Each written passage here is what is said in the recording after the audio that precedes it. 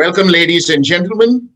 I am Ivan Rodrigues, your host and MC for the day, and it gives me great pleasure to welcome all of you to the Economic Times prestigious Brands 2020-2021 virtual conclave brought to you by ET Unwired. India is home to many global and local brands. India has been able to rise to 41% globally in merchandise trade. India is a renowned nation that has a long history of unique art forms and cultural heritage. Alongside the practices and traditions handed down from generation to generation, India is blessed with natural wonders that have been attracting people to this land for centuries. However, in today's growing stiff competition, considering how challenging and crowded the landscape is, it is extremely important to ensure that it is your brand that withers the tide.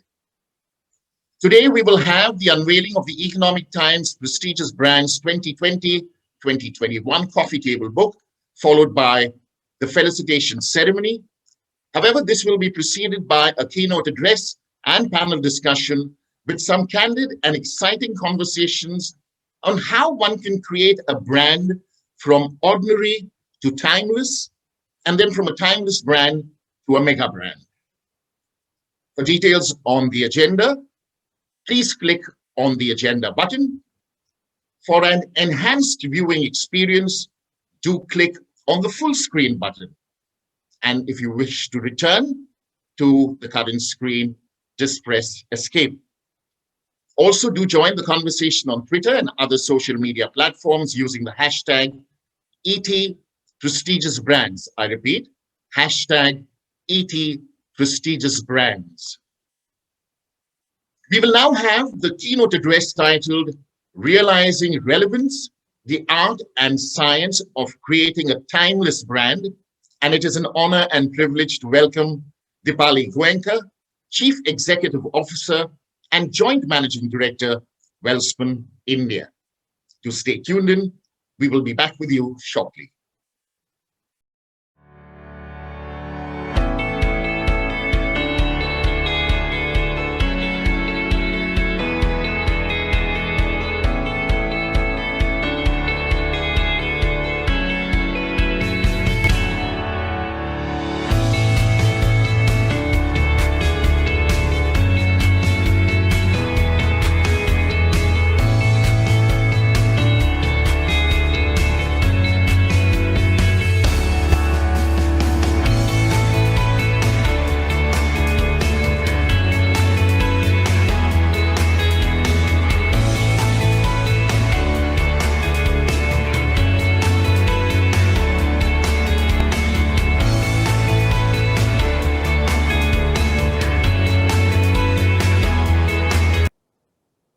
Good afternoon, ladies and gentlemen.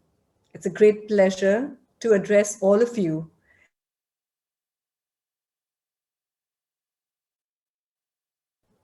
When one thinks of timeless brands, Coca-Cola, Cadbury, Harley-Davidson, DuPont, General Motors are some names that come to our mind. You have probably experienced or used them at some time in your life. So have your parents and your grandparents. As we look back across, we can see how their propositions and messaging have got changed as cultures have evolved. But some of the principles and values have remained the same throughout this entire period. The backbone to a timeless brand is its identity, the story behind it. After all, a brand isn't just about your logo and how you make the products. It should connect meaningfully with your audience. It should evoke a feeling in your customers, give them an idea of your company, values, and explain the purpose of your company. If I have to talk about Welspun's story, we started as a small texturizing unit in a sleepy town of Palghar, Gujarat, in 1985. But by 2010, from a mere textile manufacturer, Welspun had become a global #1 integrated home textile player. In 1993, we set up our mother plant at Vapi. And in 2005, we set up Welspun City Anjar, which houses one of the world's largest home textile facility, employing over 20,000 people. Customer centricity has been the key to our success as a global brand and is now the DNA of entire organization. Consumers are constantly evolving, and what they need and want is changing over time as well. If you want your businesses to be successful, your brand will need to evolve too. That's where innovation becomes so important. In the last decade, Welspun has transformed from a manufacturing company into a farm to shelf strategic partner and a thought leader in home, with consumer led innovations as a bedrock. We have crafted new pathways of progress on the back of our 32 patents, the highest in the industry, as well as early adoption of digital technologies. The company has invested in brain trust and other focused consumer researches. By using innovative mix of fibers, we now offer a wide range of solutions across sleep, wellness, performance, fashion, and value. One such example I must share is of Hygrocotton. We understood the need of consumers by an innovative towel, which becomes softer, fluffier with use, and sheets that are temperature regulating, keeping you cooler in summer and warmer in winter. Hygro today is one of the most successful global innovation that has completed 15 years and over 3 billion in retail sales. We are now creating a Hygro sleep system for a complete consumer experience. Going forward, Wellspun is now transforming into a brand-oriented direct-to-consumer company. We are strengthening our global licenses and own brand portfolio to cater to global consumer landscape.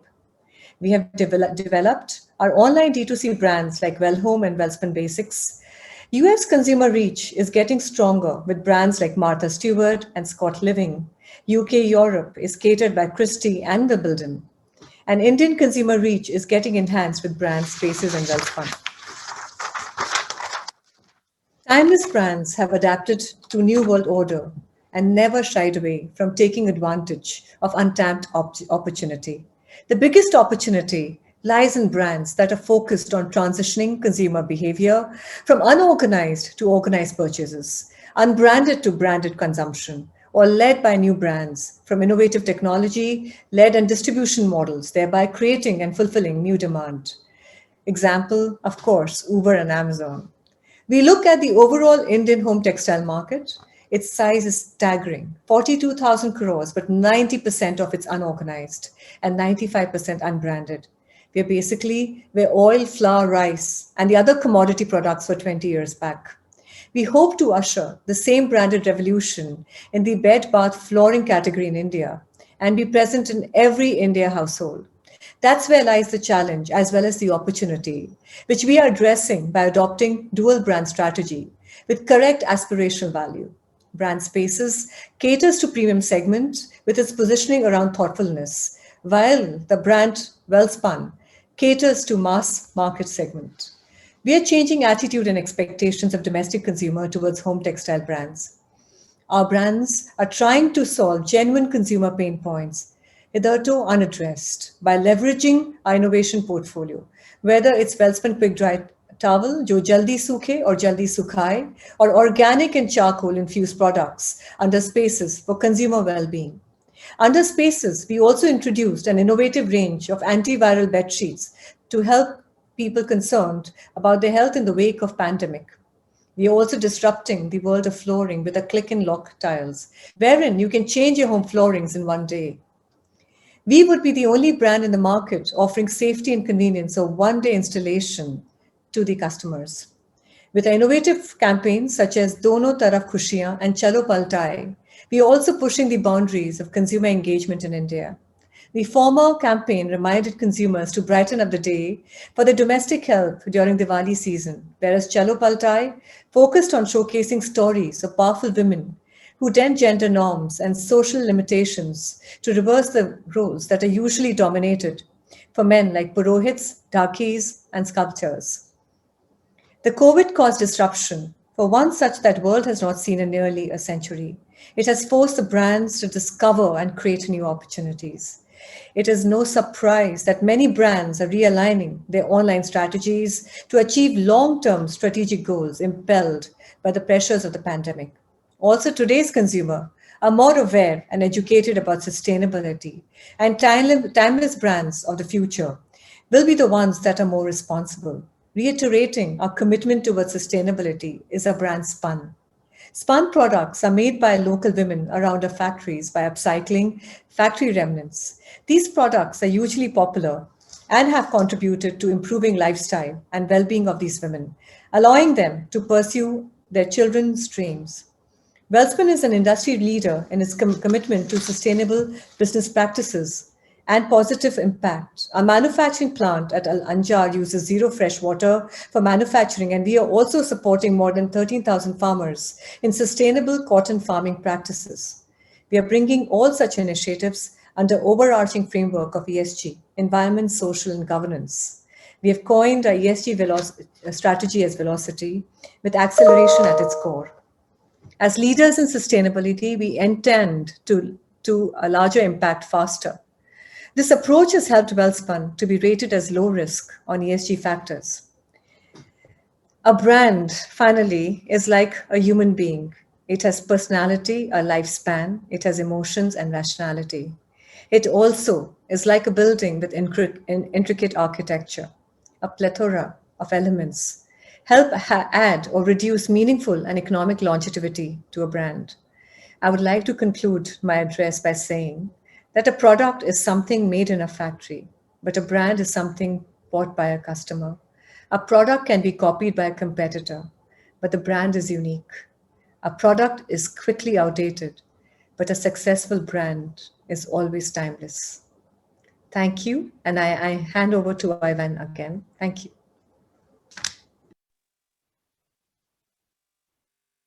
Thank you so much, Dipali, for your keynote address titled Realizing Relevance, the Art and Science of Creating a Timeless Brand. Thank you for outlining the Wellspun story, also making some very hard-hitting points on how timeless brands will be the ones that are more responsible, and the fact that at the end of the day, the consumer is not engaging with the product, but with a human being in the form of a brand. Thank you for taking time off your busy schedule, and we wish you and Wellspun India the very best going forward. Ladies and gentlemen, for details on the agenda for the day, please click on the agenda button. Also, as mentioned earlier, for an enhanced viewing experience, do click on the full screen button. And if you wish to get out of it, just press the escape button and you'll come to your original screen. Also, do join the conversation on Twitter and other social media platforms using the hashtag #ETPrestigious Let's get this hashtag trending. With that, ladies and gentlemen, we move on to the next session, which is a panel discussion titled Evaluating the 2020 Story and Road Ahead. And it's an honor and privilege to welcome and introduce the members of this power-packed panel. Vivek Sharma, Chief Marketing Officer, Pidilite. Vikasdeep Katyal, Director Marketing, Kids Nutrition, Unilever. Elizabeth Venkatraman, Joint President, Consumer, Commercial and Wealth Marketing, Kotak Mahindra Bank Limited. Sameer Yadav, Director Marketing, Chocolates, Mondelez International. And this panel discussion will be moderated by Dipali Nair, Director Marketing, India and South Asia, CMO, IBM. Do stay tuned in, ladies and gentlemen. We will be back on the other side in a few minutes from now with the panel discussion.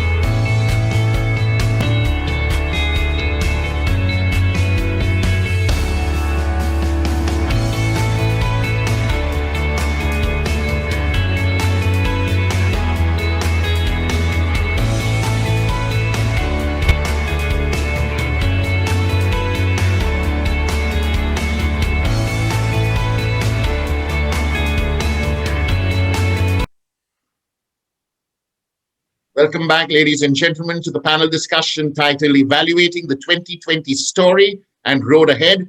And once again, I'd like to welcome and introduce the members of this power-packed panel. Vivek Sharma, Chief Marketing Officer, Pidilite. Vikasdeep Katyal, Director Marketing, Kids Nutrition, Unilever. Elizabeth Venkatraman, Joint President, Consumer, Commercial and Wealth Marketing, Kotak Mahindra Bank. And Sameer Yadav, Director Marketing, Chocolates, Mondelez International.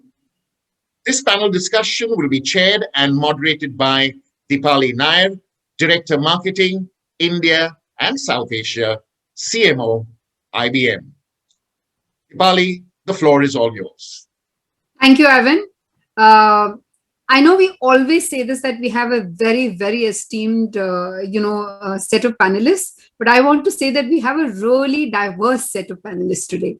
So, from Pidilite, from Fevicol, from, all the various products that Pidilite manufactures, to a bank, to Unilever, and, Vikas here looks after kids nutrition, to chocolates, to Sameer. Wow, I couldn't have asked for a more diverse set of panelists on my panel today. And I think, as the topic suggests, we are meant to look at 2020 and then the road ahead.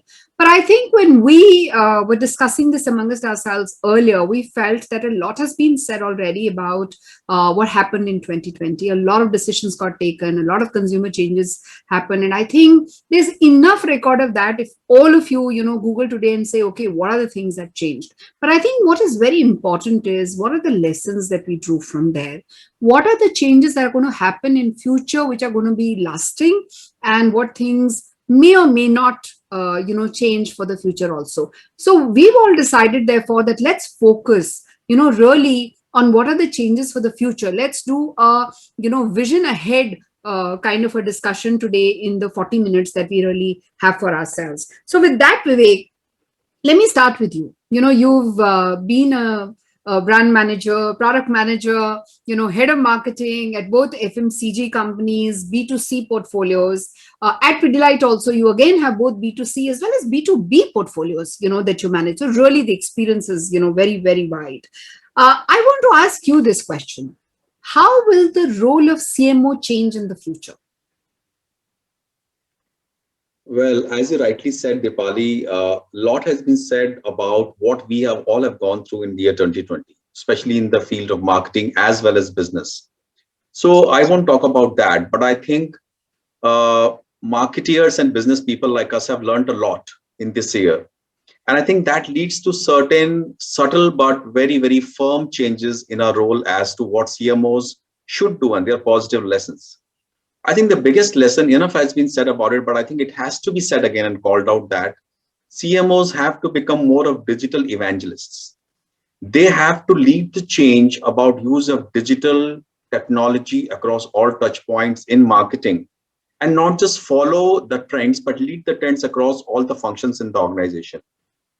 Be it performance marketing, be it use of Salesforce.com, marketing automation in B2B, be it social media and consumer marketing, or lead generation, everywhere, or usage of technology in keeping touch with customers or in supply chain. So I think that is the first big change which is going to happen. The second big thing is, which has changed, is it has brought us closer to customers, consumers, and our trade partners. Because we could not go to market, we devised innovative way, digital ways to listen to consumers, get their feedback, do interviews digital, do digital market visits, do more of social listening. I think this is one key behavior we need to keep with us and make sure that this behavior seeps across all organizations, and every person in the organization should find themselves closer to customer and consumer than they were ever before. Because what we have seen last year is that consumers are thinking and behaving differently, and they change very fast, faster than what we marketers can think.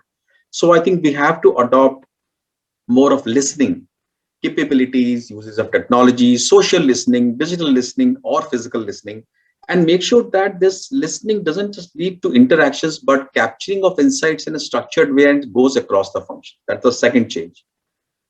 The third is, I think, my fellow colleague, esteemed panelists here will corroborate. The marketing planning process has changed in the last 1 year, because we can't now calibrate to last year Next year is not going to be the same extrapolation of what happened before. So it has to be zero-based budgeting. You can't go back to board saying this is my sales and this is my budget because this was the past, because we have to build bottoms up. And more so in marketing planning, we have to become more regional, more local, more modular, and more flexible. We can't do marketing planning for the year this year. We have to do marketing planning for 2 months or 3 months at the most, and keep changing as it happens. So I think that is one big change we should happen in the role of CMOs. And last but not the least, in the culture, I think we have to lead the culture of agile behavior and agile marketing. Yes. Because things changed so fast for us last year. Through push and pull and pressures, we all learned to change, attack, and adapt to the changing requirements of the market, to the customers, to the lockdowns, to opening of lockdown, again temporary lockdowns, and to disruption of supply chains, and the fast changing consumer and customer behavior, especially in B2B.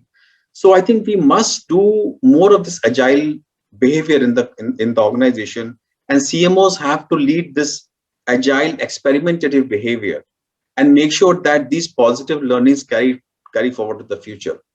And I think in a very soft term, if I can say, CMOs of the future have to become more of conductors of orchestra than players themselves, and they have to facilitate and conduct this orchestra across all functions of the organization. Beautifully said, Vivek. All the 4 areas: digital evangelists, understand your partners, customers and consumers, zero-based budgeting, and what you spoke about culture, what you said, facilitator. I wrote an article and I use a different word for it. I say we have to be unifiers, Absolutely. So, I'd say that. Elizabeth, let me come to you. Vivek is, I think, very beautifully outlined what we need to do in future.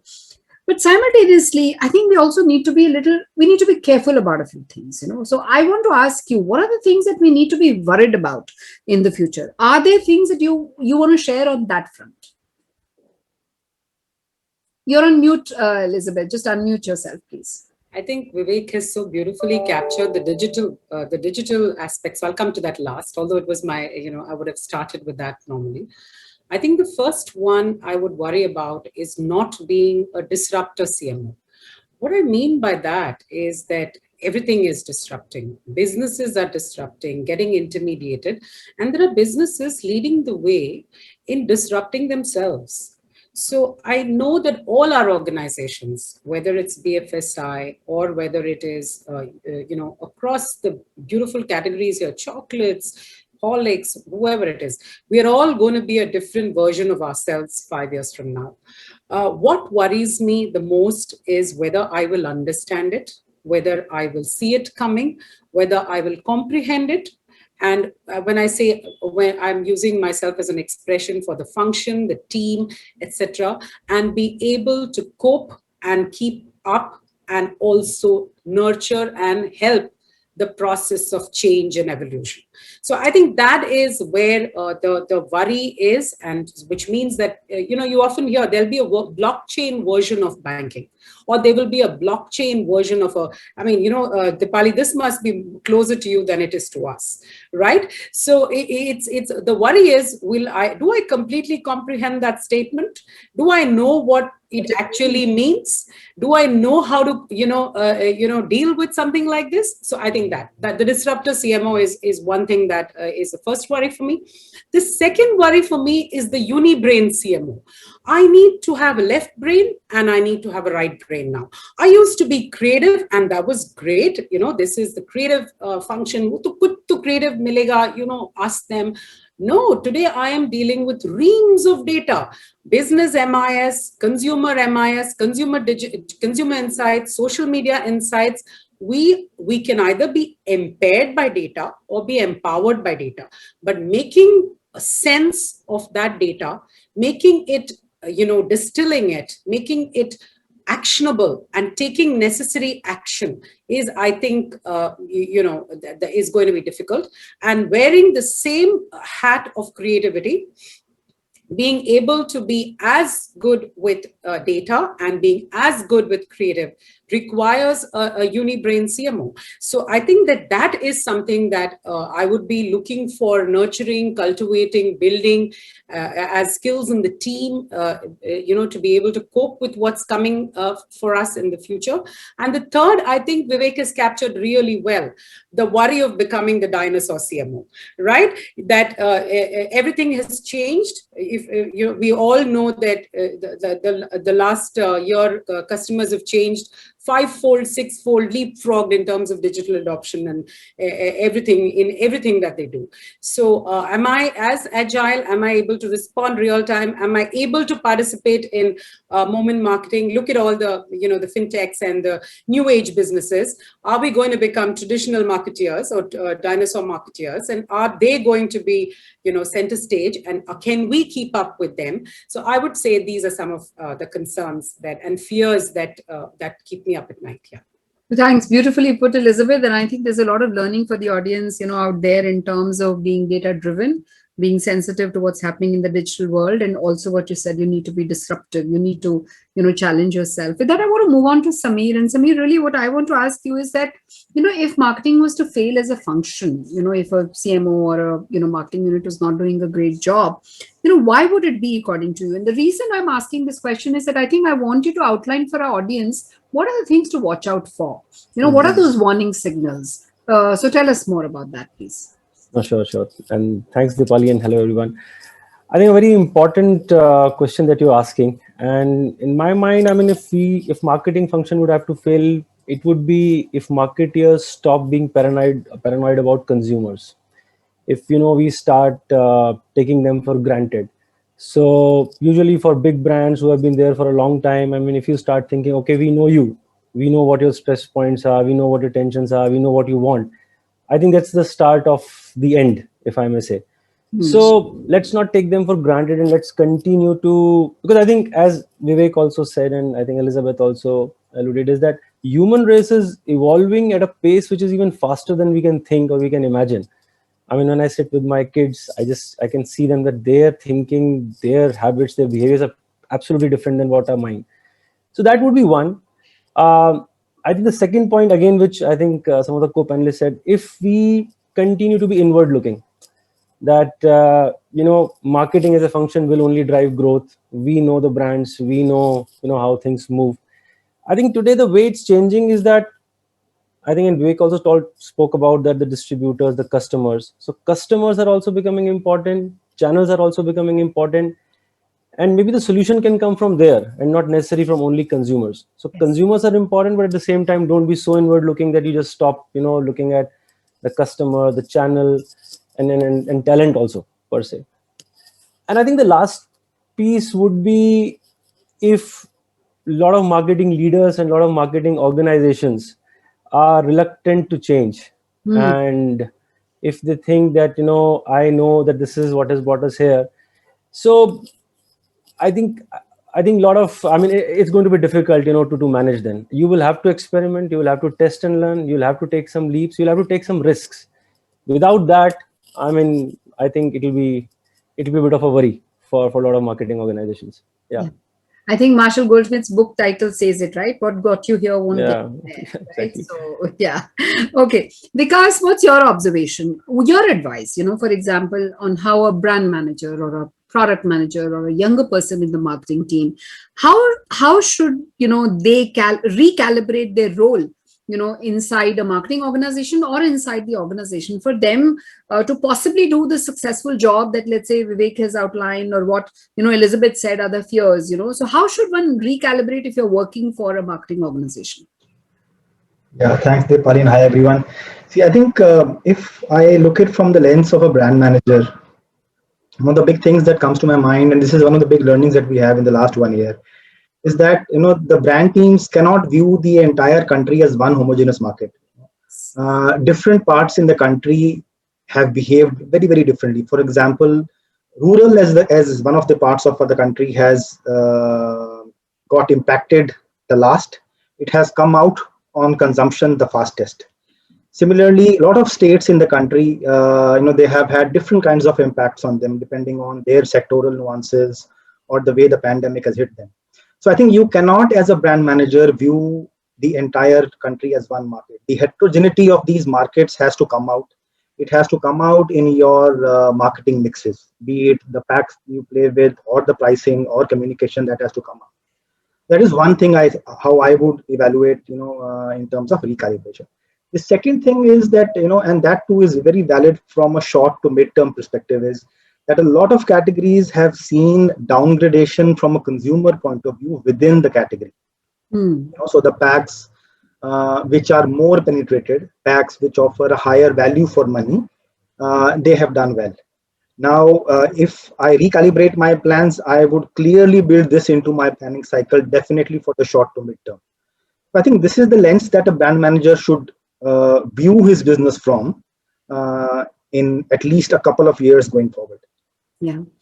I think the other interesting thing that I'd add from my side, being the CMO, is that, going back to what Vivek Elizabeth also mentioned about, right brain, left brain, data driven and, disruptive CMO, and being very conscious in what you're outlining in terms of the numbers here, is that you need to have the right talent in the team. That worries me always.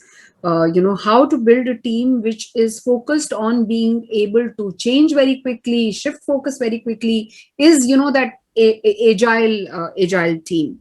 So, I also feel that there is a huge opportunity, therefore, for the marketing function to actually, recalibrate themselves, transform themselves, So Vivek and Samir, I want to come back to both of you, and I want to tell us that, what are the kind of changes, therefore, you're making inside your organization, which will ensure that, your team is transformed, which will ensure that, you are kind of ready for the changes, and they needn't be just about talent, like I outlined. They could be anything, outside of marketing also, that you could share with us. Samir, maybe I can request you to go first, and then Vivek. Sure. I think two things. One, and I think you spoke about people and talent. What we have started doing is, investing in a little bit of a thought diversity via people. Now, what I mean by that, if there is digital, which is becoming very big. Now, if you think that, okay, I was a product manager, I was a brand manager, and I know everything today, no, that's not right. Maybe you will need some experts at one point in time. So definitely you need experts.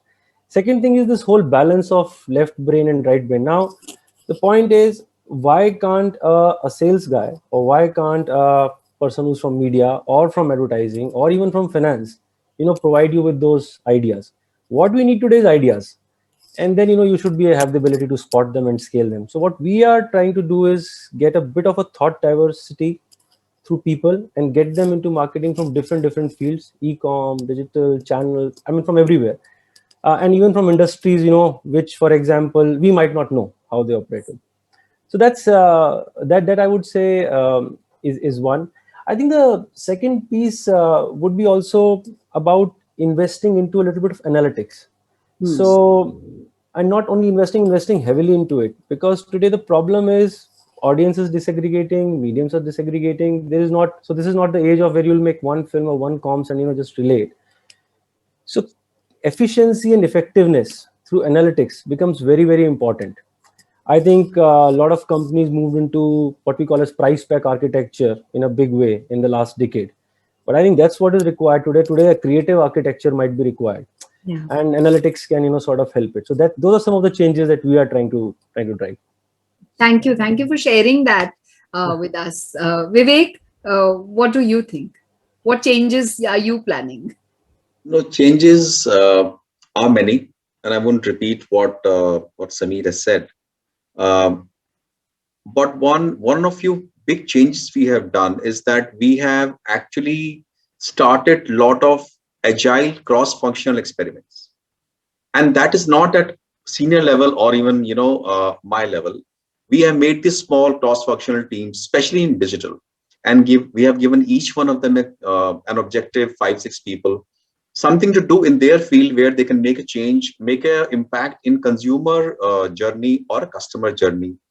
Multiple examples in B2B, they can do better referencing, benchmarking of the database, or segmentation, or digital marketing to end user contractors or whatever. Yeah. The key thing, underlying thing we outlined for them was that they have to take up only that project which they can finish from start to finish in 90 days, nothing more. So no big talks and no vision saying I will do it and next quarter 1 year. So, and to this agile experimentative cross-functional team, we have seen a lot of business impacting results. Second thing is, as we all know, especially Samir and Vikas would corroborate, even Elizabeth, a lot of demand has happened for us, for all of us from small towns and rural areas. So we have laid more emphasis on rural, what I don't call it marketing, I call it business development, business sales generation. So we have made these teams and we meet more frequently. We have devised more reviews around new go-to-market models for rural. How to engage my distributors and dealers far more. How to create demand for them despite the fact that sometimes physical reach can be limiting. And how to actually activate the insights which are coming for rural consumers, whether it's around waterproofing, whether it's around furniture making. And trust me, we have actually devised new campaigns. Third is, I think as a team across the leadership team at Pidilite, we have laid more emphasis and underlined a role of innovation in these times. Yeah. So we are far more, I would say, focused on saying what are the new innovations we can get. Now, innovation in CP product companies or B2B is often thought more about the products. But we are not only talking about product innovation, but process innovation sometimes supply chain innovation, Yes. and sometimes innovations in how we are doing a manufacturing, So I think these are the changes, some of the changes we have done to make sure that, we manage better. And last but not the least, I think the other software changes we have done is we have all been very conscious of how to engage our teams remotely. Yes. It's not only me and I have to engage with marketing teams, but the sales people have to engage the sales team, field marketing had to engage with contractors. So what is the right balance between physical and digital, keeping in mind the safety of my field colleagues who are at the front line? And it's not easy for them. So I think those are the changes we have done, and lot of good work has happened by HR in keeping us all binded together, and a lot of activities. And I think marketing plays a role in that as well. Yes, it does. I agree. And very, very nicely put. But I'm also hearing something that all throughout the discussion. Carry on, Vivek. Sorry. No, I forgot a point. I must add the other change or something which we are looking at is also get more partners. Yeah. Because when things are changing, as I think Samir said, analytics. So I may not be knowing all about analytics. So especially I'll give example of B2B. So if I have to make best use of SFDC and make use of analytics, no, I don't know enough. So I think we have listened more to our outside agency partners, got some of them on board, got them to train our people. I think in these times, we also have to make sure that the marketing is not just about the company, but also the extended ecosystem of your partners. And you have to choose the right ones and trust them. In this time, they can be of great help. Actually. Yes, I agree. So very interestingly, there is an underlying thread that I'm, hearing all of you say right from the beginning, which is that, it's not just about the customer and not just about a product any longer, but I think innovations and understanding of what the channel ecosystem, even if it is agency ecosystem or partners, marketing partners ecosystem, I think that itself is undergoing change. Elizabeth, I want to come to you now. And, among the changes that Vivek and Samir outlined, I always believe that, what gets measured gets done. That's my personal belief system. So, and I think, measurement is a very important part of all this, right? And of course, you in the bank, you guys, do e-commerce, digital, whichever way, you want to call it. So are there any new variables that have come into the picture during this period, which you think will, you will take forward? Any new things on ROI of marketing or marketing, efficacy that you can tell us about how you're looking at, it differently from a marketing point of view? So I think, Dipali, even before I just want to take one step back, I think some of the, being in a very data-led, data-friendly, data-obsessed industry, we also, somewhere for me, sometimes the role is to push back, because some of the work we do should have a different way of, needs a little layer of separation from being measured with data. So I do try to, do un-ROI in some areas because we get too much of it. And some areas, it's very important to explain to the organization and create the culture that there are certain aspects where we cannot, overstate the value of ROI. So that's one of the tasks I see, especially for our very, very data-friendly industry. That's one. The second, of course, is I think I cannot stress more on the fact that we are guilty of it. I think many of us are guilty of it, of over focus on quantity and less on quality. Because of the whole exponential nature of digital, I think there is a sort of obsession with many vanity metrics, as we call it, the impressions and the clicks, and less on, say, I mean, it's as an example with the engagement and the quality of engagement. So I think somewhere that change from the vanity metrics to the, to the ones that really matter, like you would do in friendships, I presume. I think that we've all done that in this pandemic. We've realized who really matters. So I think somewhere even businesses need to do some sort of a sanitization on the quality metrics for ourselves. That's a second.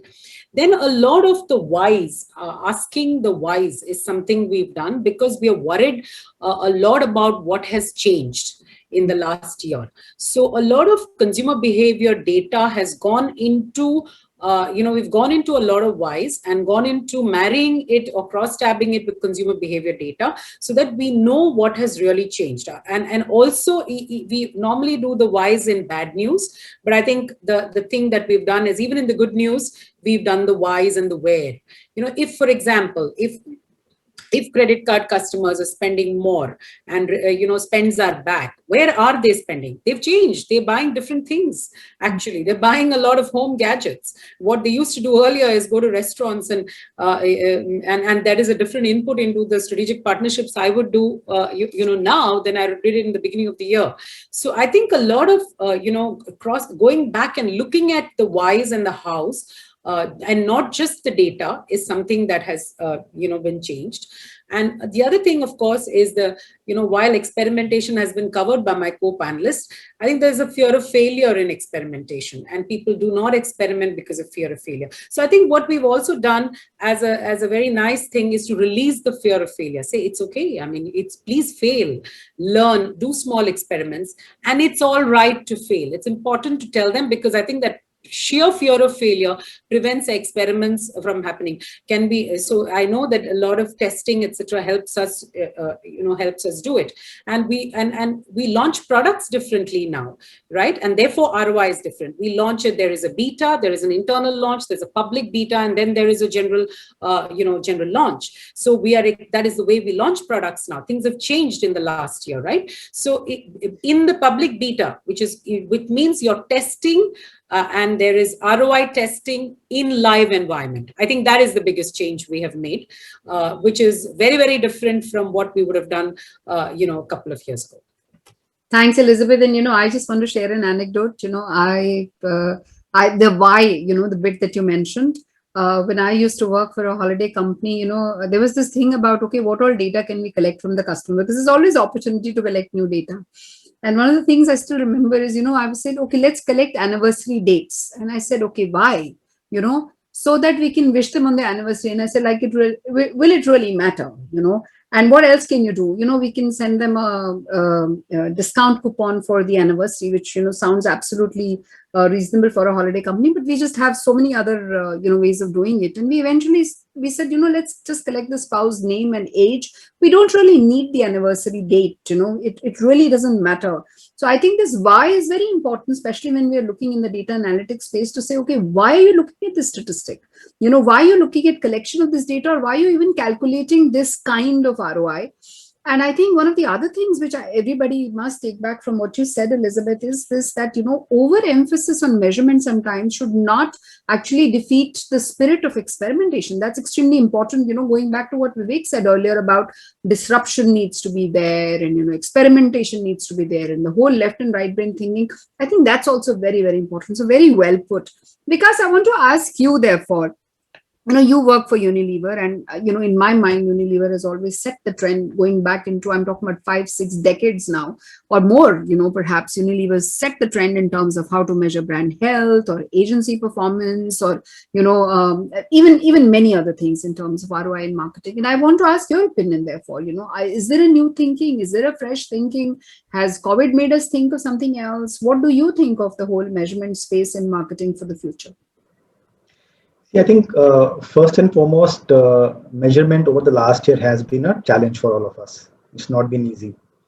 But I think if you talk about brand health going forward, I think what really becomes important for us is the belief is, that consumers have become much more evaluative about the brands that enter their home.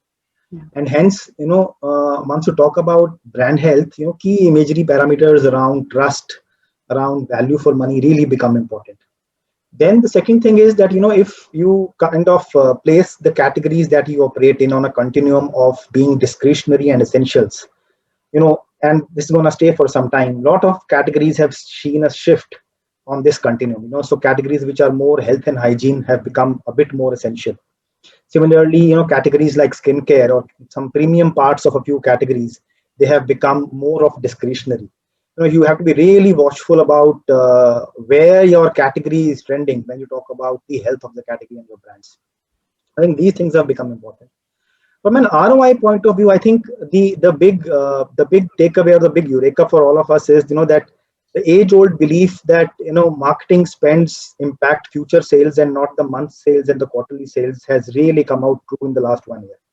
Also, the brands which stayed vested behind brand building, who didn't discontinue their spends behind building their brands, have come out faster and they have come out well. So I think once you look at ROI, this thing really becomes important, that the money that you are putting behind your brands will impact your future sales, and that is how you should look at ROI. But what is important is that where are you putting this money? That is where you need to catch the trend. So today, if I talk about kids, gaming platforms have come up in a big way. Consumers are spending a lot of time on social media. Even the TV viewing hours in a lot of urban centers has gone up. So is your money catching these trends? That is how ROI comes into picture. I think it's a mix of all of these things that I think are important as we move forward. No, very, very good what you said, because which is that, there is this data lying out there in terms of trends which are happening in the societal context. And as brands and marketers, apart from listening to just our channel or our ecosystem or our customers, are we kind of capturing these larger trends and saying, okay, are we on point there? And therefore, is my dollar kind of working more efficiently for me or not? I think another way of doing it is actually sometimes benchmarking ourselves with other categories, which is, I think this forum is doing that, all of you are, talking to each other. But let me move on. One of the things which always intrigues me is, what is the conversation happening inside an organization? I often ask my own team that, at IBM, of course, we deal with the top, 200, 300, top 500 corporations in the country. And, I sometimes say this, how is it, what is the board discussing? What is it that you're asking the CIOs, or what's the conversation that the CMO is having, with the CIO? So Elizabeth, I wanted to ask you, what are the new discussions that you're involved in inside a bank? And especially you're a private bank, you are, I don't know what is your segment of, a rural contribution to your business, but I'm assuming that you're more an urban bank. That's my assumption. I could be wrong. But I mean, given all the things that you heard today about, rural emerging is a different segment altogether. But I want to ask you, what is the kind of conversation that, without, of course, telling us anything confidential, but I just want to get the hint of, what is the genre of conversation that's happening inside your organization? I think that disruption is one of them, and long-term thinking. I think disruption and long-term thinking is something that has been triggered during this pandemic, because there is a concern on how, like I said in my opening conversation with you, that what is really going to happen over the next 5 years, and how are we all going to look. So I think that's one of the very, very critical conversations on the table. The second is, how has the consumer changed? And that's a conversation that keeps coming back to me. And how has the millennial changed? I know there are many more digital immigrants, and many more the digital natives have become even deeper digital natives, if that's possible. So how has the consumer changed, and what are the opportunities for businesses? So that is something that they look at the marketing function to tell them the consumer insights, and marrying data to consumer insights, and coming back and saying these are the opportunities available to various businesses. I think the other conversation is, can I digitally acquire? I hear that a lot from very many parts of the business, that many more are hungrier for digital acquisition. And is there a way, is there an opportunity, is there a trend, what's really happening? I think there is a hunger on that. And just to also tell you, we are urban, we are in urban as well as emerging markets. So that's also a conversation, Bharat. I think this is the age of video and vernacular and all of that. So I think that switch from, and I need to change your perception. That gave me an idea as well, that I have a job to do. And yeah, I do have a job to do. So yes, we are, very much, we have a tractor finance business. We have, multiple agri business. We have a lot of, crop loans and all of those kind of businesses, which are very much India and the heartland. Therefore, what are the opportunities there? How much has changed there? And and I think some of the my co-panelists who are deeper entrenched in those geographies have very clearly said that some of the biggest growth stories have come from there. So how do we go there? What will work there, etc. I think these are some of the very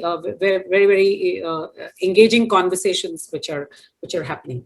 Thanks for sharing those, Elizabeth. And I can tell you that I think technology is playing a huge role, in how rural segment is completely going to be doing things differently. And I know you earlier mentioned about quantum and blockchain and how that's going to change the face of banking, not just banking, but a lot of other things. I feel lucky sometimes that I have maybe a window into the future about some of the newer things that are happening, whether it's edge computing or quantum or blockchain, and how things can change.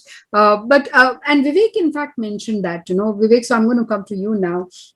In a way, it was very interesting when you said that, listen, I mean, I'm in marketing, but, there's a lot of discussion that's also happening on changing product, not from the point of view of just the product, but the way we look at the supply chain, and therefore, the impact it has. So I want to ask you, just like Elizabeth shared with us, when you're engaging with the business team, or when you're engaging with the board or the CEO, have the topics changed, that are getting discussed with you?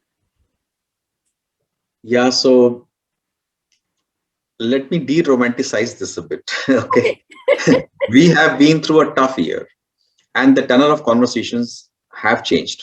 Okay. The first and foremost conversation last year has been around managing costs. Yeah. Because sales have suffered. In the first 2-3 months, we hardly had any very low level of sales. Yes. And as custodians of P&Ls, we all had to be responsible for managing costs, and marketing is quite a fat line in the cost. So we had to come up with options of managing cost, not only for the marketing, but also in conjunction with other functions. So I think that's a conversation which has happened far more frequently than it used to happen in the past. And that responsibility came with balancing the growth vector, as well as motivation of my external partners, agencies, So that was a conversation which happened far more. And in relation to that, the second conversation which emerged was a conversation around focus. Because the conversation amongst the leadership team was always that, yes, we can do this, but we have to choose a geographic segment. I think Vikas spoke about that. All countries not the same, more so in the lockdown period last year, and even now, there are pockets of growth, there are pockets of degrowth. The reasons are very, very local. And we have to work with supply chain or with customers to figure out what's happening. Therefore, a marketing planning had to be very, very local. So we had to make choices about geography, choices about product segments, where we're going to focus. And B2B, we can even choose the customer segments. I mean, Deepali, you would know. So we made choices. Which customers would we service more, would we service less? And I think marketing had to be far more sensitive to these localized needs as well as supply chain constraints or not constraints. Yes. In a normal year, you would not be. So I think those were the conversation which were far more. But having said that, let me underline and re-emphasize what my other panelists are saying. There have been also more conversations around capabilities. And digital capabilities, yes, but overall, I think what realization has happened is that the capability imparting can happen online far beautifully. You need not call people to a resort or a hotel room for a day. And we have held far many more digital workshops, whether be it on design thinking approach, whether it's on inciting or rural marketing or B2B marketing or digital training. So, and it's far more easier now to get external people to help you digitally, because all a person needs to do is give you half an hour of the time and then give you knowledge, rather than come to your company for a day flying around from the different part of the country. So a conversation of getting this, doing more of capability building has happened more. People have more time. There's no doubt about that. People have become more efficient. We have realized that. So I think I would say the conversations have moved to 3 areas far more in the last 1 year. One, of course, is focus. Second is managing costs. Yes. And marketing has to play a very big role in that. Yes. And capability building, I would say. Yeah. I think, thank you for sharing that, because I know that cost and P&L management has been, I should say, topmost focus for most organizations. And yes, we also recognize that at IBM, and a lot of conversations have changed, especially decision making. Therefore, in the B2B domain, a lot more people weigh in on the decision today, because the ROI on the investments, needs to be brought into the focus. So thanks for sharing that, Vivek.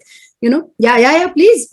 I think it's just a quick one. It will make you happy that a lot more conversation has happened around cyber security and IT security in our company than it has ever happened in the last 5 years. We've been given training, certifications, and bombarded with things, and we had to change our habits. And I think it is good for us that going in the future, now all of us have come from this level to this level in cybersecurity, and we're all aware. So yeah, rightfully so, and rightfully so. By the way, I think India is probably the number 2 company. So I'll send you data. There is this whole thing of manufacturing sector is a lot under hacking attacks, and India's rank and so on and so forth. I don't have the numbers ready, but yes, we're doing a lot in that space too.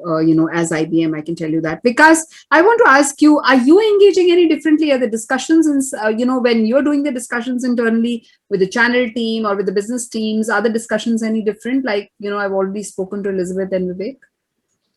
I think definitely it is. And I would say, the big buzzword in the last 1 year was new normal. Yeah. And that new normal is the present now. Yeah. And I think most of the discussions are focused around that whatever we had planned over the last 6 to 10 months, how well are we executing it? I think Vivek picked up a very good point on costs, because I think the discussions are now tending more towards that, how can we minimize our fixed costs? And how do we reallocate those costs to more variable costs? Yeah. What that does is that makes your supply chain, that makes your distribution channels much more agile and nimble, because you have less of fixed costs and more of variable. That's the model that we need to operate on. From a marketing point of view, from the channel teams that you just picked up, I think, and we picked up in the discussion as well, e-com has become really important for us. So see, it is a shift from an earlier thinking that e-com is important, and let's see which parts of my business mix can cater to it in the most effective way. Yeah. It has now shifted to, let me keep e-com in the center and let me design for the channel. Yes. Hence the choices that you make in terms of SKU, the packs for the channel, the choices that you make in terms of investments behind the channel, your search strategy, or how do you build brands, in what is the content you put on all these e-com platforms has really become important for us. And that we clearly see that, you know, going forward, this will be a big growth channel for us, at least for FMCG. Great, thanks. Samir, similar question to you. You know, what are the changes? What is the conversation changing when you're doing these conversations inside Mondelez? No, I think a lot of things that co-panelists spoke about. But I think one of the other big discussion that we're having is around care,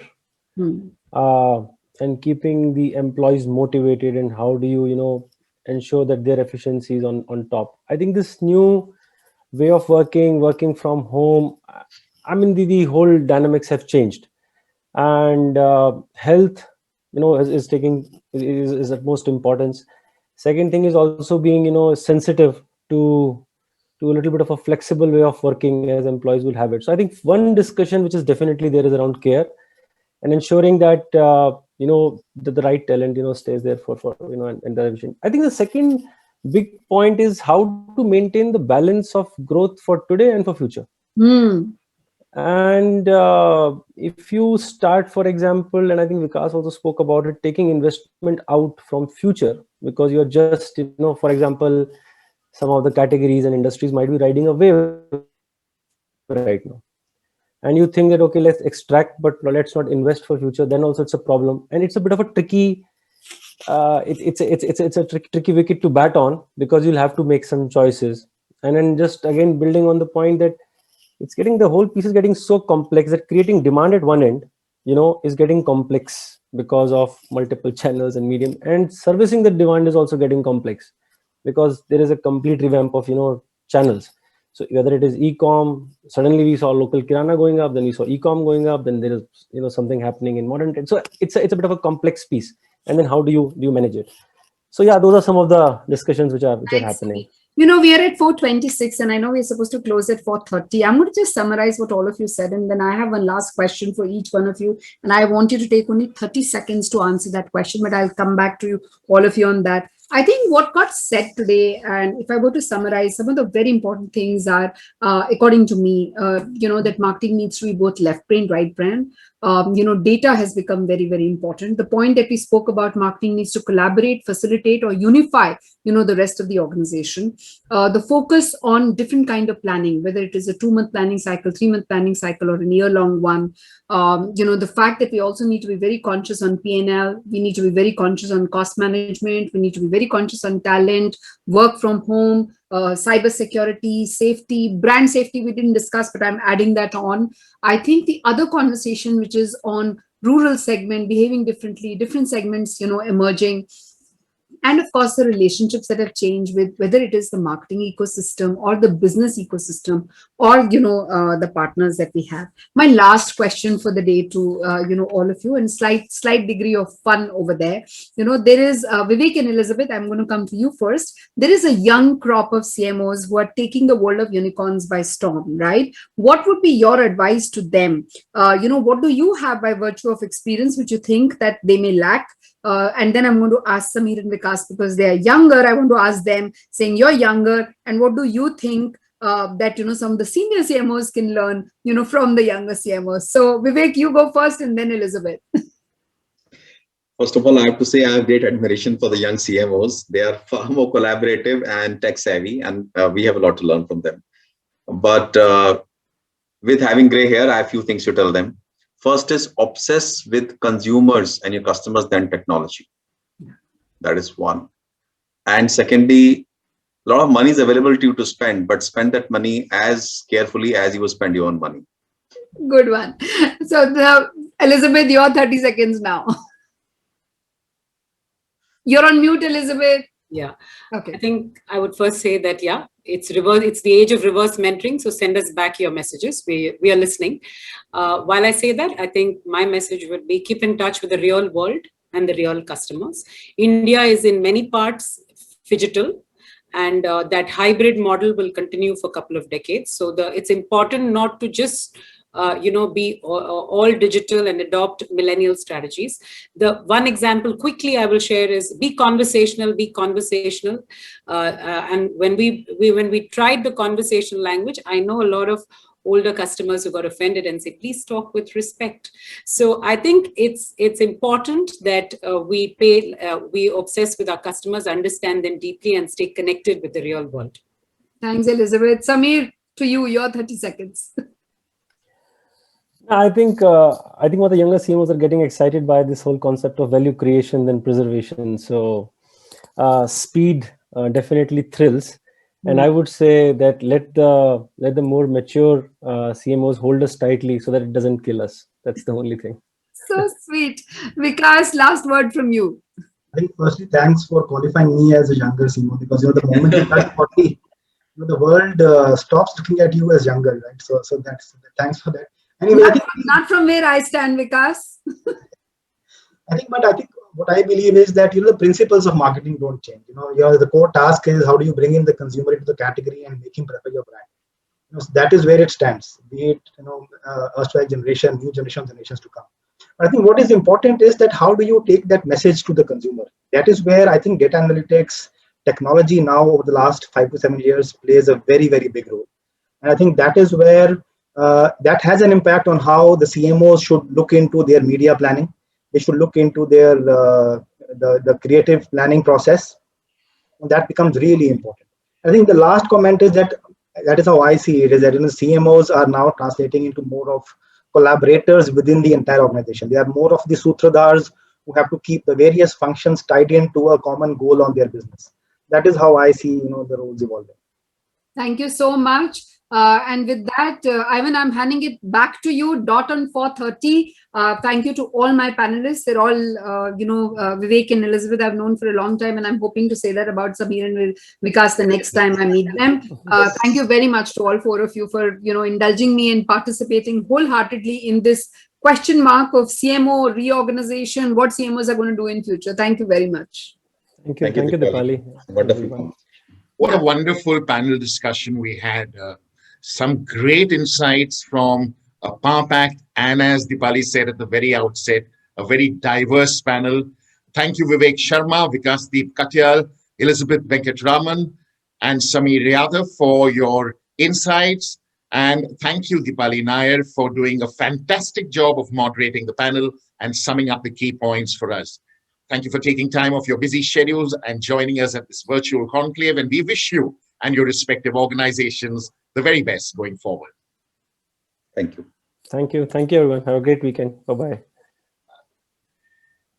With that, ladies and gentlemen, we now come to the most eagerly awaited part of the evening, the unveiling of the Economic Times prestigious brands 2020-2021 coffee table book, followed by the felicitation ceremony. Like I mentioned earlier, for an enhanced viewing experience, do click on the full screen button.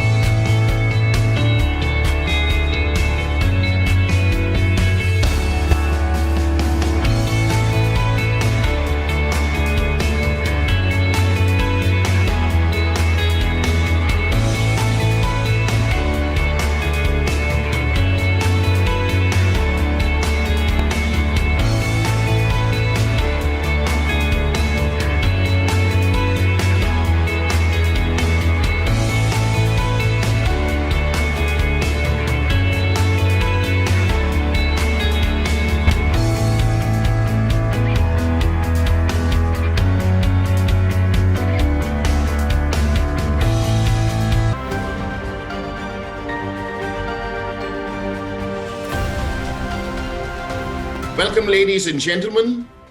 Thank you for joining us today for the unveiling of the Economic Times prestigious brands 2020-2021 coffee table book and felicitation. Brands are a dime a dozen. No matter what you sell, there is someone out there selling the exact same thing or something similar. The truth is, No matter how unique your products or services are, you will have stiff competition. Considering how crowded the landscape is in every region, the question is, how do you stand out in a crowded marketplace? How do you make a brand timeless? Honesty, transparency, and popularity are what makes a brand timeless. Such brands make it to the Economic Times Prestigious Brands 2020-2021.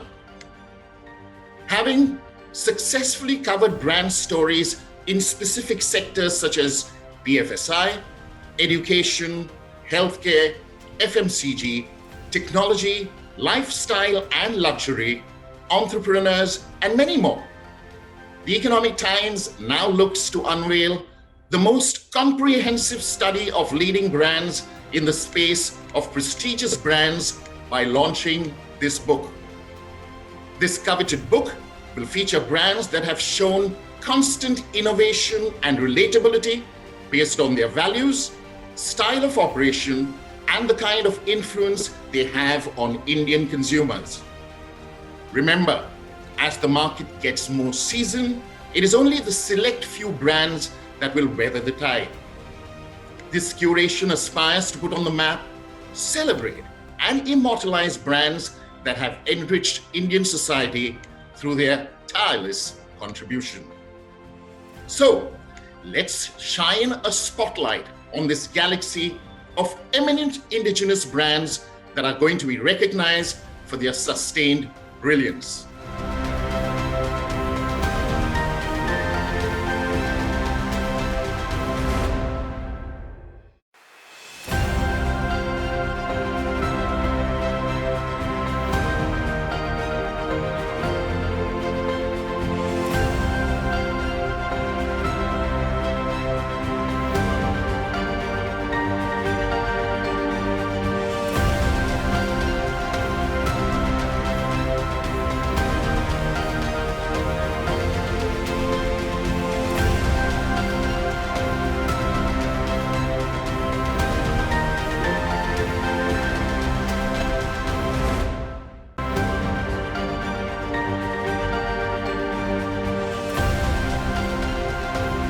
Coming up next is Action Construction Equipment Limited.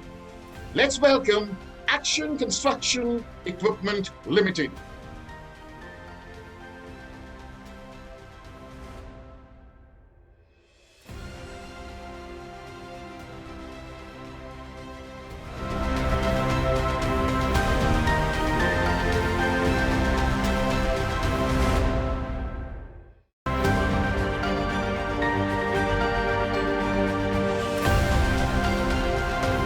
Next up is Active Autolytics Technology Private Limited. Let's give a shout out to Active Autolytics Technology Private Limited. Thank you, Economic Times, for recognizing us as one of the Economic Times Prestigious Brands 2021. 2020 has been a great year for us in terms of getting out world-class product to our marquee clients. With this recognition, we are inspired to solve many more customer pain points in the coming years. I sincerely thank our investors and board members, Raghunath Subramanian and Prashant. Thank you. To enable a digital journey for all the stakeholders, a plethora of digital tools have been developed. By solving the working capital and business processes for the SMEs, we built traction as well. Hi, thanks ET. We continue to deliver secure, testable, working quality, scalable products to the market, which enriches the life of millions of SMEs. This prestigious award is a result of every single activer from Chandigarh all the way down to Tirunelveli. Congrats you guys and thanks ET.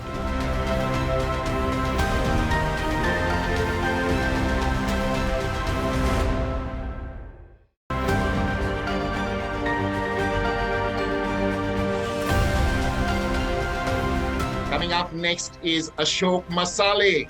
Let's give a shout out to Ashok Masale. Firstly, I would like to thank whole ET team for giving us the opportunity to present our thought in front of such an extraordinary forum and honoring us with the title of prestigious brand for 2021. Ashok Masale come to life in 1957. Since then, there is no looking back for the group. Ashok Masale is not only a household name in India, but globally as well. We have acquired expertise in the spices domain with an extensive range of 60 plus blended, basic, powdered and core spices. Our recipe is committed to quality. For that, we closely monitor the procuring of raw materials. Despite being a small start, we firmly believe that this success has come to us only by being honest towards our consumers and values. Ashok Masale is not only a commercial brand, but has become an emotionally bound family for us. We are delighted to have this honor, and finally, on behalf of whole Ashok Masale family, I want to thank everyone from deepest corner of my heart. Thank you all.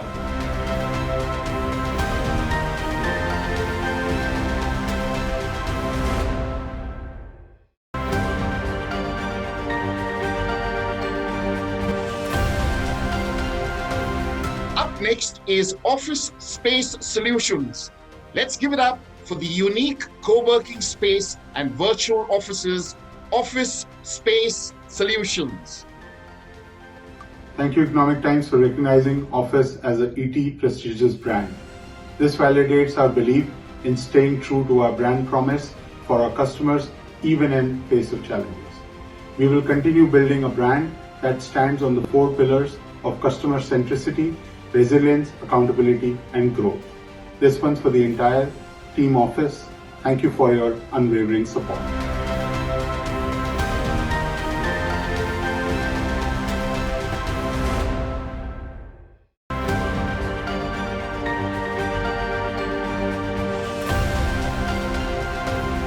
Up next is Eclat Superior. Let's congratulate Eclat Superior. I'm extremely honored to receive the award from the Economic Times for the most prestigious brand 2021. I'm really grateful for the Economic Times to recognizing our efforts in the field of Indian skincare. At this celebrating moment, I would like to convey my promise to all my clients that this awards makes our commitment more stronger towards them, and we will deliver every moment the better to them. And I would like to convey my thanks, or in fact I would like to dedicate this award to my team, to my associates Atifa and Shagufta, and my family, especially my wife Ankita Gupta, because without their support this success was not possible. Thank you very much.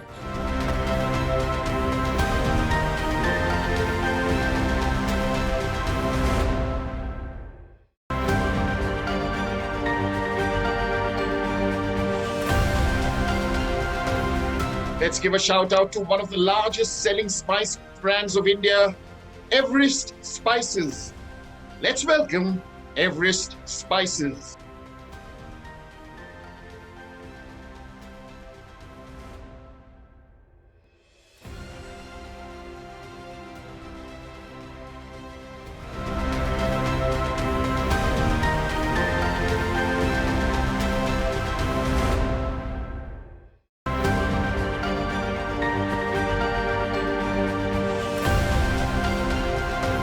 Coming up next is HSBC India.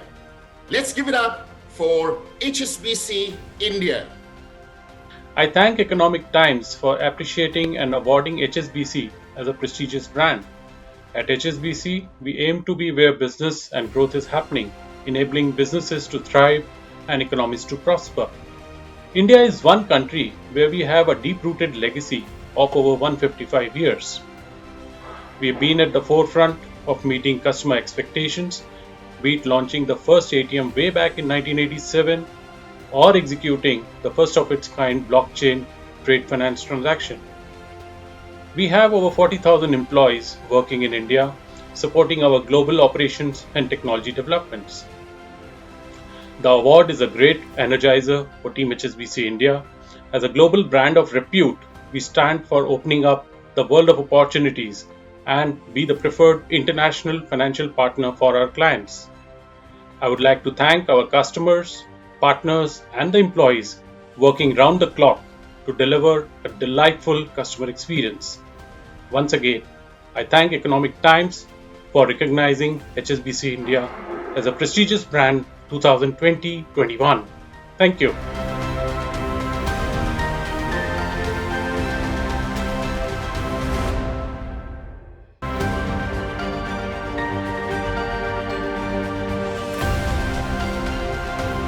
Coming up next is ICFAI Foundation for Higher Education. Let's give it up, ladies and gentlemen, for ICFAI Foundation for Higher Education.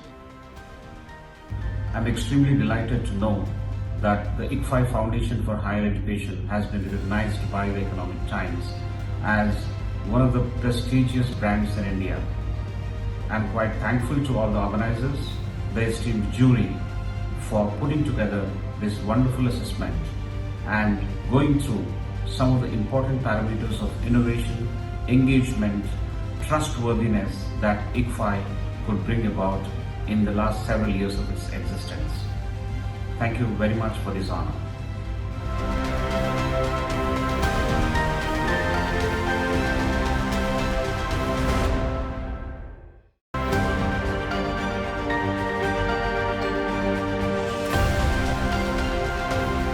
Next up is Leading Clinical Research Institute. Let's welcome ICRI India. I would like to thank ET for nominating and awarding ICRI as a premium brand. This award endorses our commitment in making students job ready through its unique programs in clinical research, healthcare, logistics, and aviation management. We aim to grow from strength to strength as a global brand in emerging and relevant careers of today and tomorrow. I congratulate the entire ICRI family and its students to make this award into a reality. Thank you once again.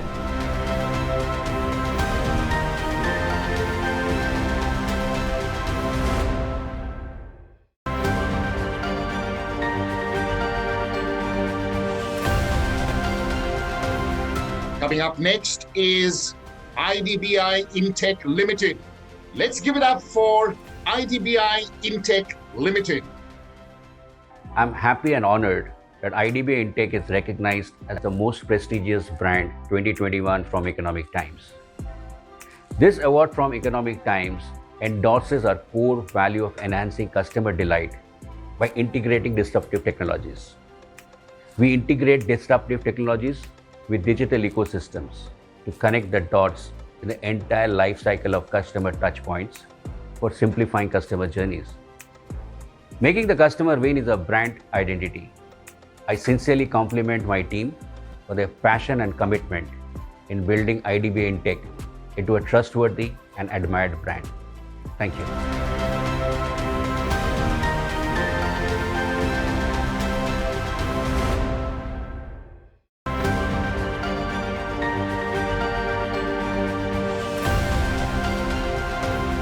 Up next, last but not least, is Merita Inc. Let's give a huge round of applause to Merita Inc. I'd like to thank Economic Times ET Edge for recognizing Meritor as one of the Economic Times prestigious brands. Meritor India is known for its axles, braking and suspension systems for on-highway, off-highway and military applications. We are the largest leading independent axle manufacturer and second largest brake manufacturer in India. We have manufacturing facility in Mysore, Jamshedpur, Hosur, Pantnagar and Pune. We have our aftermarket distribution center in Pune and our engineering center in Bangalore and Mysore. Globally, Meritor brand reinforces the company's emphasis on sustainable growth. It celebrates our leadership in the commercial transportation industry, reinforces our focus on developing innovative products and underscores our dedication to exceptional services and support. Meritors run with the bull symbol symbolizes strength, dependability, innovation and agility. Qualities Meritor is committed to delivering to its customers. This recognition is an acknowledgement for our good performance and a motivation to continue to perform better in the future. Thanks to Economic Times once again for recognizing Meritor as one of the prestigious brands.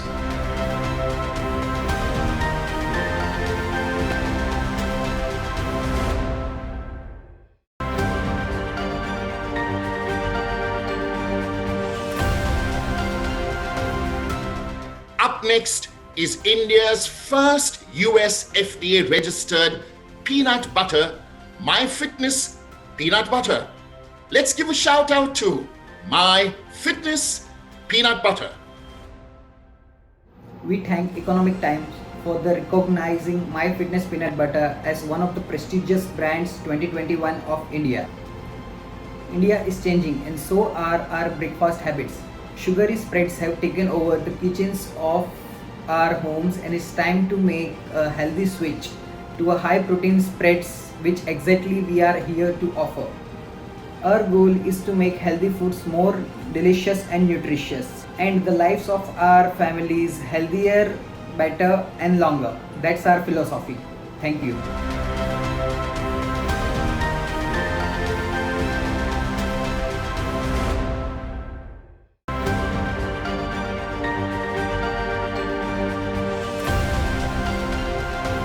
The next brand is one of the leading investment firms. Let's give a huge shout out to Nexus Malls.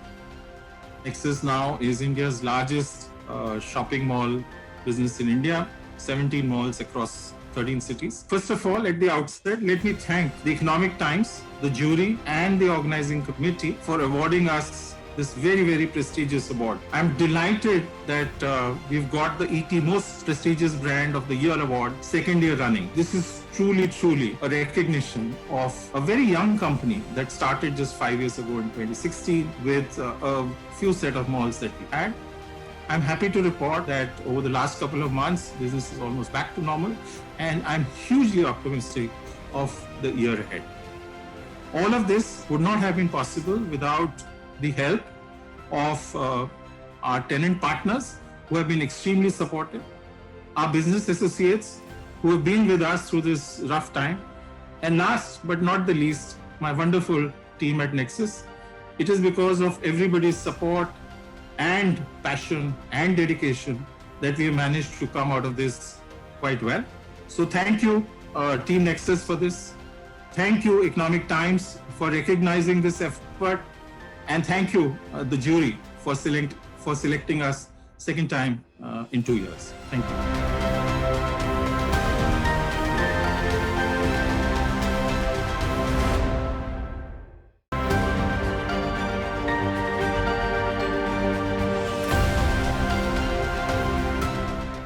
Our next brand is leading UPS manufacturer of India. Let's give a shout out to Numeric. On behalf of all my colleagues, thank you Economic Times for recognizing Numeric as one of the prestigious brands of India. We have been the leaders in the UPS industry for the past 3 decades. This is possible due to the trust that the customers have on us, as well as the knowledge and the experience that we bring to the table. A few years back, we decided to start a new journey to take Numeric to the next orbit. We identified 4 growth axes: innovation, smart solutions, power to people, and preemptive partnering. We also started a digital transformation exercise across 3 verticals of customer experience, operational excellence, and employee experience. This award, I believe, is a recognition of all the hard work that has been put in by all my colleagues across the country, and also for their can-do, will-do attitude. I believe this recognition will encourage us to strive even harder. Thank you once again, Economic Times, all our customers and all my colleagues. Thank you.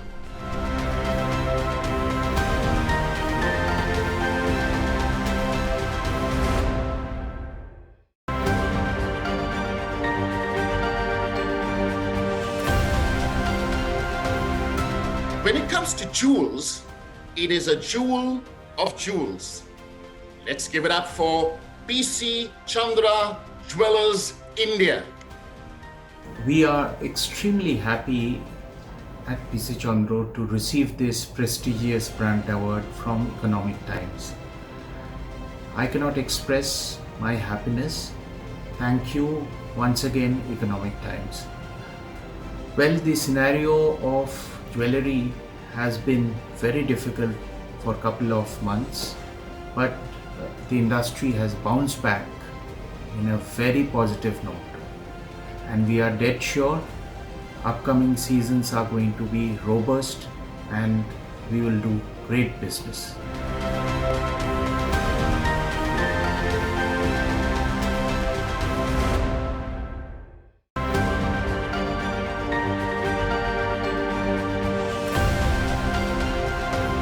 When it comes to building offices of the future, there is none better than RMZ Corp. I'm Thirumal Govindraj, Managing Director, Executive Board from RMZ Corp. We are pleased to be receiving the prestigious Brand Award 2021 from the Economic Times. Thank you once again, and wishing all the best to all the other participants and the awardees. Thank you.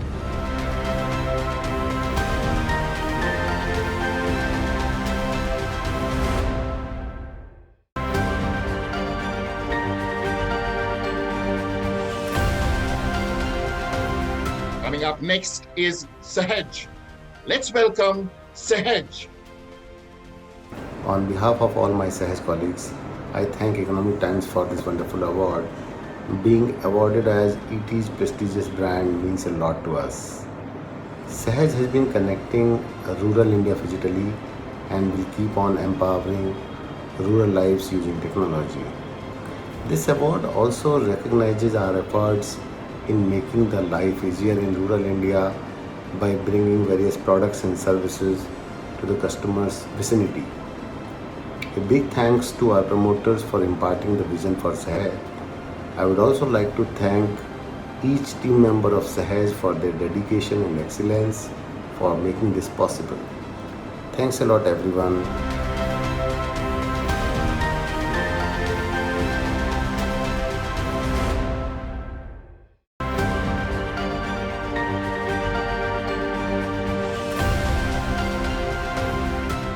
Our next brand is the leading automobile manufacturing company in India. Let's give it up for Tata Motors. Thank you to the Economic Times prestigious awards for this recognition. It's extremely satisfying to know that we've been rated right on top in terms of brand awareness, recall and presence on digital. It's my absolute pleasure and privilege to receive this award on behalf of Tata Motors and on behalf of my entire team as well.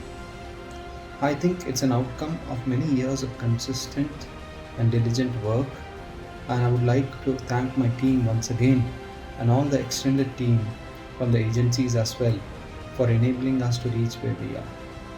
Last but not the least, I would like to continue to thank our customers for constantly inspiring us, to push us to achieve what we have done and to push us further ahead. Thank you all once again.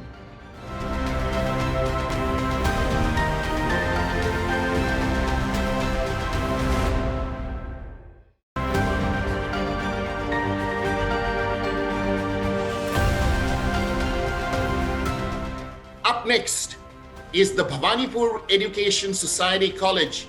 Let's give it up for the Bhavanipur Education Society College. Friends, let me start by saying that Times of India has been noticing the work that we are doing continuously, and this year itself the BBA section secured an award, that is 7th All India in the Best B Schools category, and once again on the heels of that we are finding that for the third time in a row it's a hat-trick for us so far as the Economic Times is concerned, and now we have this prestigious brand award coming from Economic Times. I believe that the Economic Times has been noticing the small things that we do, and they have been recognizing our efforts, which I think goes a long way in giving us inspiration and encouragement. For example, in the sports section also this year we've done pretty well with the two of our players representing the country in the international arena in table tennis and also in kickboxing. I think we do a lot of fantastic work in terms of the collectives that we have.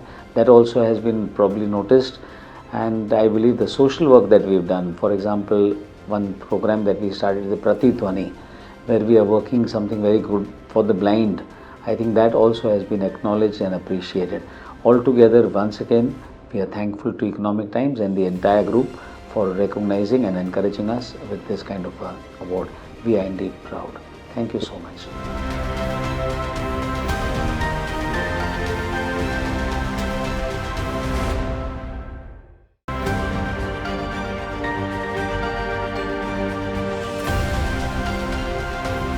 Up next is Toyota Kirloskar Motor. Please give a huge round of applause to Toyota Kirloskar Motor.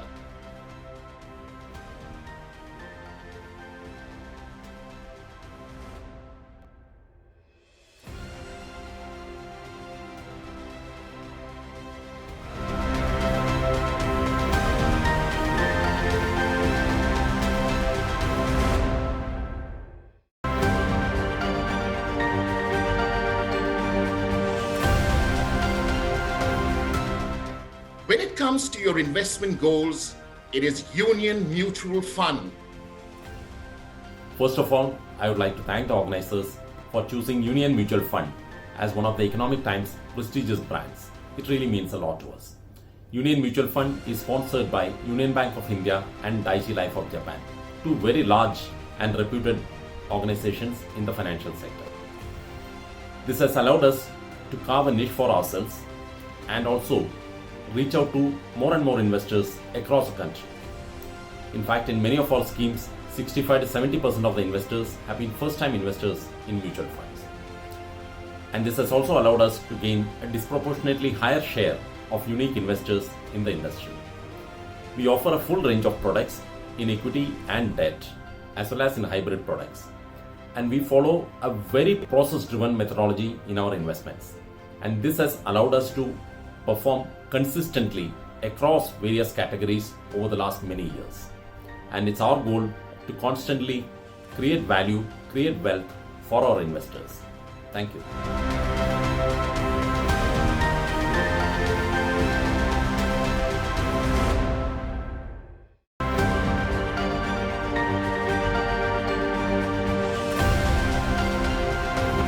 With that, we now come to the end of a very exciting day. It was certainly a pleasure being a part of this interesting initiative by the Economic Times Prestigious Brands 2021. Allow me to sign off by congratulating all the brands that took center stage one final time. Stay home, stay safe. Thank you.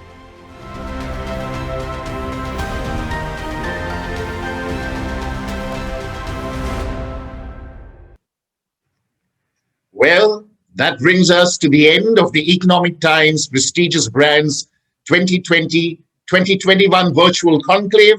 A big thank you to our keynote speaker and members of the panel for taking time off from their packed schedule and for joining us at this conclave.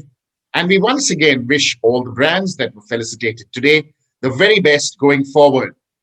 Thank you for joining us at this virtual conclave, and we hope the discussions were useful and that you are leaving with some important takeaways. Have a good evening. Stay safe. God bless.